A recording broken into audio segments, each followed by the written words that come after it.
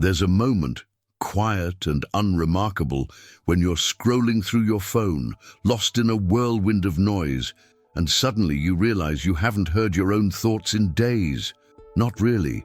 You've been thinking, yes, constantly, but you haven't listened. There's a difference, and in that difference lies the root of your restlessness. Most people mistake the endless stream of thoughts for their inner voice. But the mind, left unchecked, doesn't speak, it shouts. It replays past regrets, invents future worries, and narrates the present with a kind of mechanical urgency that drowns out everything else. We become addicted to thinking, distracted by ourselves, and somewhere in all that mental chatter, the soul begins to whisper this, and we miss it. This is the first wound. We are disconnected from ourselves. We believe we are what we think. We confuse performance for presence, and we call this living. But the soul doesn't speak in words. It speaks in silence. It moves through intuition, through dreams, through stillness. And in a world that glorifies noise, this makes the language of the soul nearly impossible to hear. Think about it. When was the last time you sat in silence without trying to fill it? No music, no notifications, no goal, just you, being. For many, that's terrifying. Solitude has become synonymous with emptiness. We fear what we might hear if the noise stops. Because deep down, there's a knowing. Silence reveals truths we've buried, truths about who we've become, and who we've always been beneath the masks. Yet it's in that same silence that something ancient begins to stir, like walking into a dark forest where every step echoes, and each rustle might be the voice of something sacred. It's there, in the quiet, that we find the doorway to the self, the real self. Not the one curated for approval, but the one that existed before we were told who to be. There's a reason ancient mystics, monks, and sages all withdrew into silence. It wasn't escapism. It was a return, a way of tuning out the false so the real could emerge. They understood something we've forgotten. The soul only rises when the mind bows. And that bowing, that humbling of thought, is the beginning of transformation. So what happens when you finally stop running, stop numbing, stop striving, and just listen, not to the noise, but to what breathes beneath it? That's where the journey truly begins. Before we continue, take a breath. If this is resonating with something deep inside you, something you can't quite name but you feel, it means you're not alone. And that's exactly why we're having this conversation. If these words have stirred even the smallest part of your inner world, consider subscribing to the channel and sharing this video, because someone else out there is drowning in noise, just like you were. And your gesture might just be their lifeline back to themselves. Now, let's go deeper. Carl Jung once said, "Who looks outside dreams, who looks inside awakens." That single line holds the essence of one of his most profound concepts, individuation. Individuation is not self-improvement. It's not becoming better. It's becoming whole. And to become whole, you don't just climb toward the light. You must also walk through your own shadows. It's an inner alchemy, where every fragmented part of you is called back into union. The rejected child, the hidden anger, the silenced dreams, the repressed desires, all of it. Integration is the goal, not perfection. And here's the paradox. To truly meet yourself, you must first lose the version of you that was built to please others. That false self, the one that says the right things, fits into boxes, smiles when it's dying inside. That self must dissolve, and it only dissolves in silence, because silence is where the masks fall. Jung believed that the psyche is composed of conscious and unconscious elements. The ego, your sense of I, operates in the daylight, in logic and identity. But beneath it lies the vast territory of the unconscious, a realm of symbols, instincts, forgotten wounds, and hidden truths. Most people never explore it. They stay in the shallow end of their own being, afraid of what they might find in the depths. But individuation demands that you dive. It's not a comfortable process. It's not positive vibes only. It's raw. It's disorienting.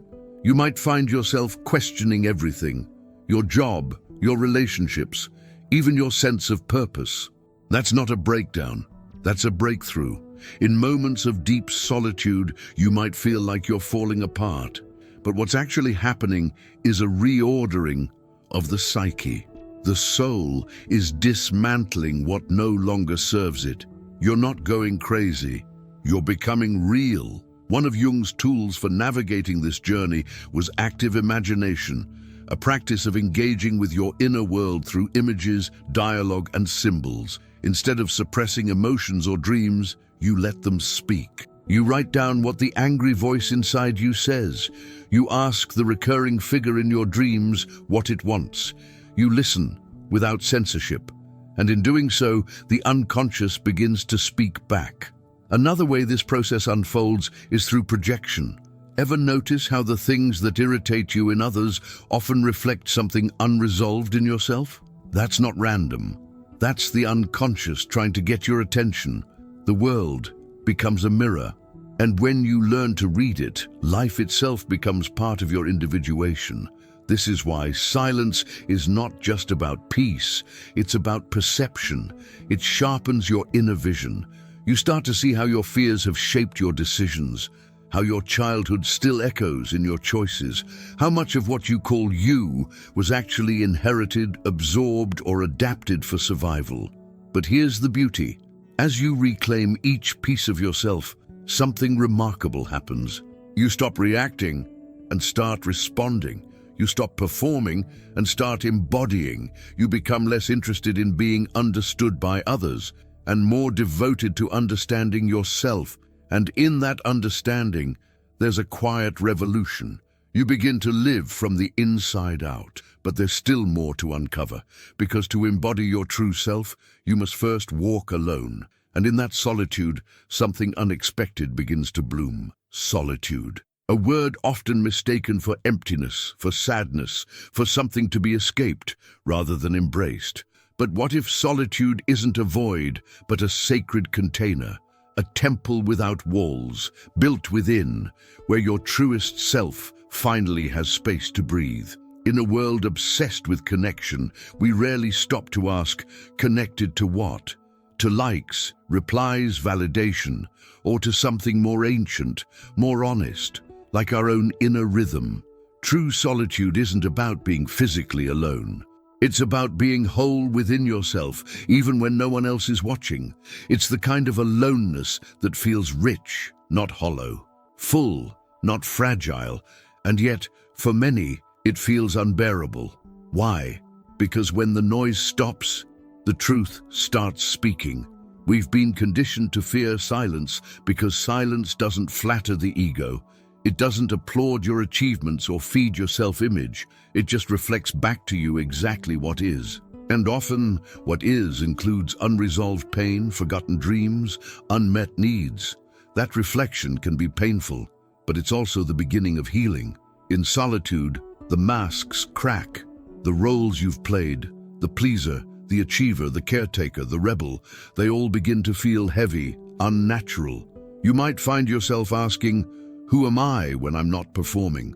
That question alone can shake your foundation, but it also opens the door to something extraordinary: authenticity. There's a powerful practice called voluntary solitude, used for centuries in spiritual traditions, from Christian hermits in the desert to Buddhist monks in silent retreat, to shamans isolating in nature to receive visions. They all understood a universal truth. The soul needs space, not just external space, but inner stillness, an untouched place where no one else's energy interferes.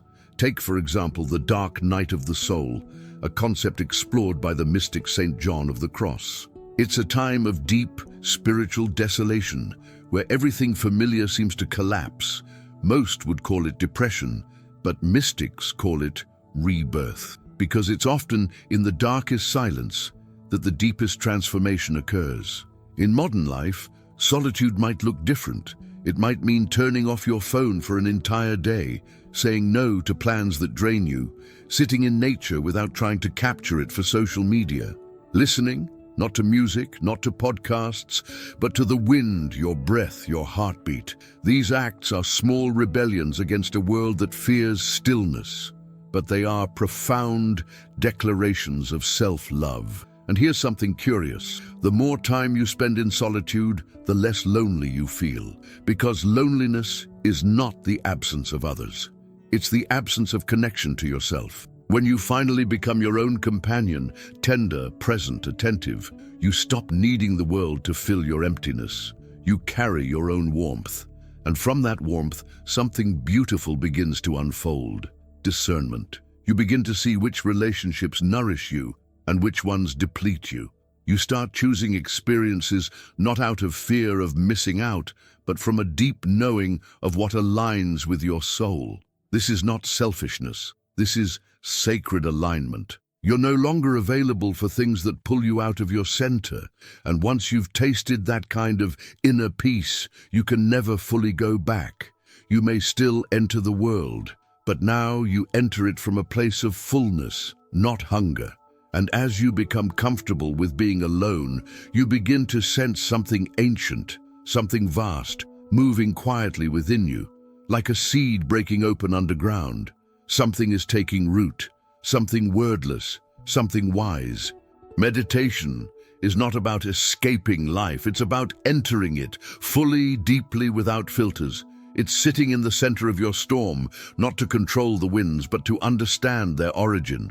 And slowly, with presence and breath, you realize the storm was never out there. It was always inside.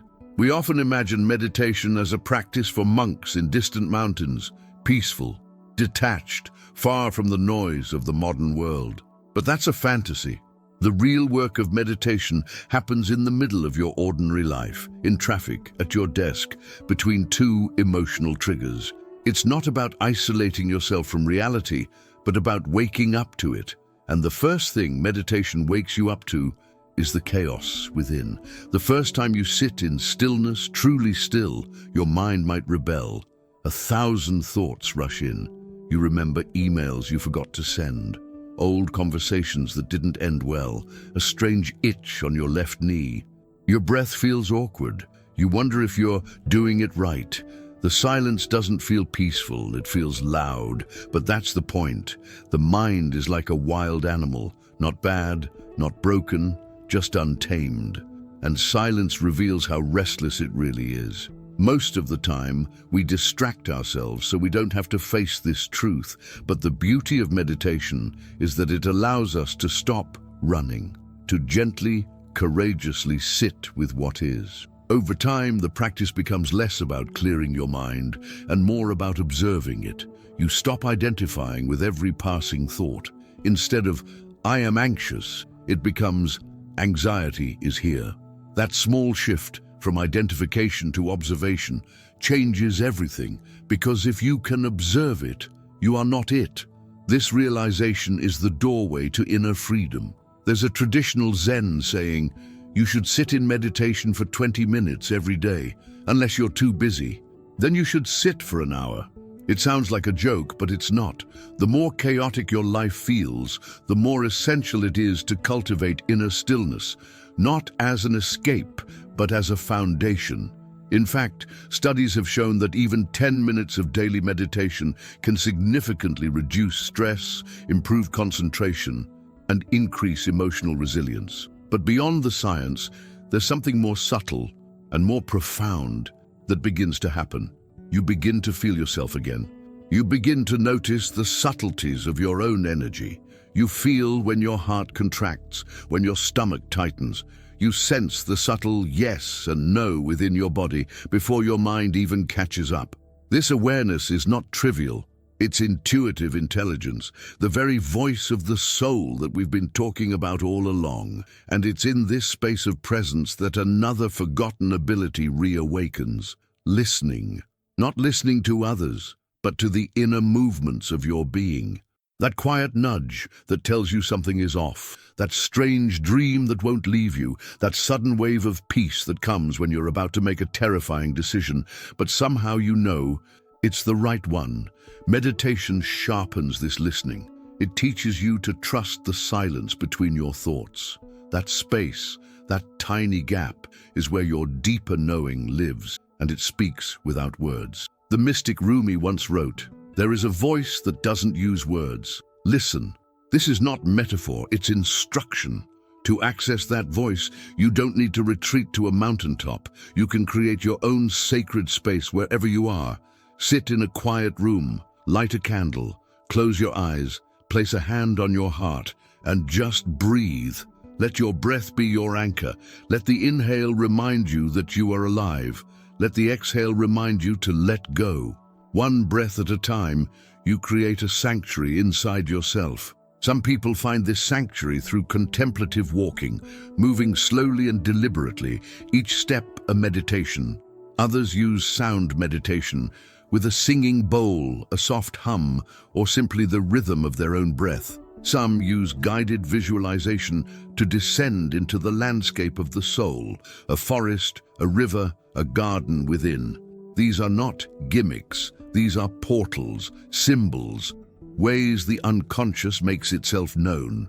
And when you begin to access this inner space consistently, something shifts. You start to carry the silence with you, even in the middle of a crowded room. Even when life gets messy again, and it will, you return to that still point inside. It's not that your problems disappear, it's that they no longer define you, because now you've touched something deeper. You've met yourself beneath the noise. You've remembered what stillness feels like in a world of constant motion. And that stillness becomes your compass. And slowly the questions change. Instead of "what should I do?" you begin to ask, "what feels true?" Instead of "how can I fix this?" you ask, "what wants to be seen here?" Instead of rushing to respond, you begin to receive. This receiving is subtle but sacred. It's the beginning of real inner dialogue, not with the ego, not with the outside world, but with the soul. And the more you engage in that dialogue, the more life begins to respond in kind. Synchronicities arise, patterns reveal themselves. Guidance comes, not through logic, but through alignment. You begin to move differently, speak differently.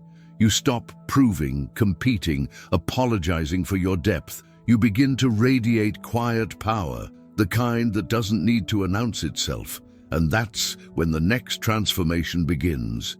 Because once you've cultivated the silence, you must learn to understand the messages that arise from it. Intuitions, dreams, signs, inner shifts, they begin to speak a symbolic language. A language your soul has always known. A language that now you're finally ready to hear. There comes a moment, subtle but unforgettable, when you realize that something deep inside you is trying to speak, not in words, not in thoughts, but through sensations, dreams, sudden knowing. It's not your mind, it's not your emotions, it's something older, wiser. It's your soul, finally rising from the silence you've cultivated. By now, you've slowed down enough to notice the signs, a persistent dream, a flash of intuition, a recurring symbol that seems to follow you everywhere. And the strangest part? These signs often arrive gently, without explanation, like whispers on the wind. But when you pay attention, they start forming a language. The soul doesn't speak in logic. It speaks in symbols, in archetypes, in patterns. Carl Jung called this the language of the unconscious, a symbolic code that reveals itself when the rational mind finally quiets. And once you begin to understand this language, the world itself becomes alive with meaning. Have you ever seen the same animal show up again and again, on TV, in a dream, in conversation? That's not coincidence, that's synchronicity. What Jung described as the meaningful connection between inner experience and outer events. It's how the soul communicates with you when you're ready to listen. Dreams, too, become a sacred field. Not random noise, but maps of your inner terrain. You might dream of water representing emotions, a dark hallway symbolizing the unknown, a child pointing to a forgotten part of you. These aren't just images, they're invitations, clues to your healing, directions to your becoming. And it's not just in sleep. Intuition sharpens in silence. You begin to feel truth in your body, a pull in the gut, a warmth in the chest, a sense of rightness that needs no explanation. You stop overthinking and start feeling your way forward. This is the soul guiding you, quietly, insistently, faithfully. In this space, life becomes a conversation between you and something greater. You no longer chase answers, you wait, you listen, you follow the threads, and somehow, without effort, everything begins to align. Because once the soul is heard, it begins to lead.